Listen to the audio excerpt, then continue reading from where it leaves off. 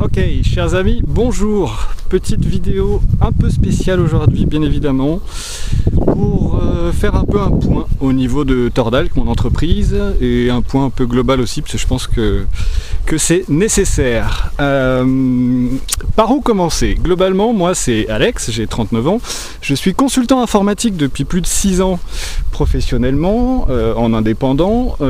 J'ai ouvert un commerce sur le Touvet en ce mois de mars 2020, ce qui était bien évidemment une excellentissime idée, et je me retrouve voilà avec un bureau qui est un peu fermé. J'ai rapatrié toutes mes affaires pour travailler depuis chez moi autant que possible, mais avec la vie de famille ça sera pas évident, mais bref, où est-ce qu'on en est chez Tordalk? Alors, d'après les 2-3 premiers jours suite au début du confinement, je crois qu'on s'est tous pris un gros truc dans la tronche et on s'est tous un peu barricadés en se turlupinant les ménages plus qu'à outrance. Et là, bien évidemment, une fois le truc un peu digéré, je commence à recevoir un lot de questions bien évidemment massif sur qu'est-ce que moi je fais, est-ce que je continue à travailler, qu'est-ce qui est possible de faire.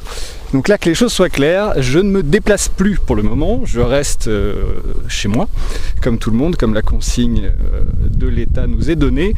Par contre, je continue à travailler à distance, et ça, je fais un rappel un peu important là-dessus. Je peux contrôler les ordinateurs, Mac, Windows, Linux, mais je peux aussi contrôler les téléphones portables et les tablettes Android et Apple. Je peux prendre le contrôle de ces machines à distance, on peut se communiquer donc par téléphone ou par messagerie, pour résoudre tout un tas de problèmes que vous avez quand même avec ces petites machines merveilleuses, surtout maintenant que toute la France sans exception passe ses journées devant ses ordinateurs, ses tablettes et ses téléphones portables. Je pense que ceux qui avaient anticipé et qui avaient de bonnes machines sont tranquilles. Ceux qui se disaient qu'il fallait faire ça un jour, les histoires de nettoyage, les histoires de virus, de pubs qui nous sautent à la tronche, subir en ce moment en plus des machines qui sont pas très agréables à utiliser, ça doit être lourd.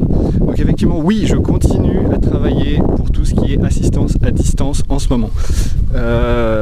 Ça voilà, c'est dit. Là, je suis juste en train de faire un petit tour avec mon chien, histoire de dérogation exceptionnelle pour défouler mon animal, mais globalement, dans 5 minutes, je retourne chez moi et je vais y rester. Donc vous pourrez me contacter pour tout ce qui est assistance à distance. Ça, c'était un point que je voulais faire, comme ça au moins c'est fait, c'est dit. Sinon, on peut aller un petit peu plus loin, puisque je pense qu'après après ces premiers jours de grandes interrogations où on est tous restés en introspection à vraiment se poser beaucoup de questions, moi aussi je m'en suis plus que beaucoup posé.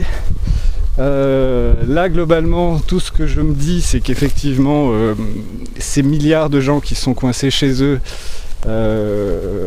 il va falloir qu'on trouve des choses à faire de façon un minimum agréable, et qu'on trouve entre guillemets un épanouissement quand même à notre confinement. Et je pense que plus que jamais, c'était pas vraiment la tendance avant, mais plus que jamais ces outils un petit peu numériques vont nous permettre de nous échapper, de vivre un peu des choses différentes, puisque le quotidien de l'extérieur est pour le moment un petit peu mis de côté. On nous a parlé de 2 semaines, mais je crois que tout le monde est conscient que ça va durer beaucoup plus que 2 semaines. Donc voilà, qu'est-ce qu'on fait?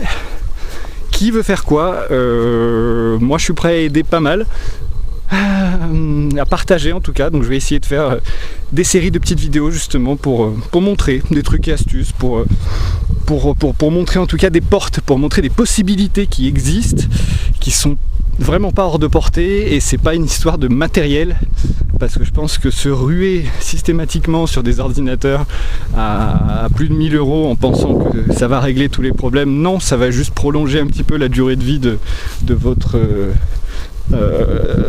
vie en conditionnel, mais globalement il y a une hygiène de vie numérique à avoir. On vous le dit, on vous le répète depuis longtemps.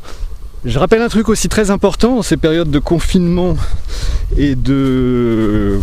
comment dire, tout le monde est à la maison, tout le monde fait des trucs sur ordi, beaucoup de gens vont faire des achats sur internet puisque les boutiques en ligne continuent de tourner. N'oubliez pas un truc, les pirates informatiques sont aussi coincés chez eux. Ça se dit pas trop encore, mais globalement il va falloir se rendre compte que tous ces gens qui ne peuvent pas travailler et qui ont des moyens autres d'essayer de trouver de l'argent vont tout faire pour.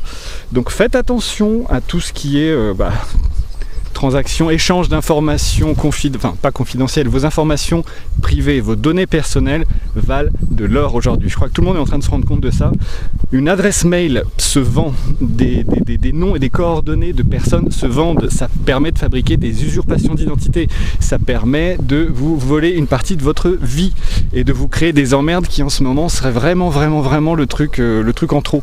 Donc on va beaucoup parler dans les prochaines vidéos que je vais faire là de sécurité informatique, sécurité simple, hein, on ne parle pas de se mettre au niveau des banques ou autres, mais ayons les bons gestes, ayons les bons réflexes au moins pour ne pas se faire avoir bêtement et basiquement par des choses qui vont arriver et qui vont exploser, je pense, en nombre dans les prochaines semaines, voire les prochains mois.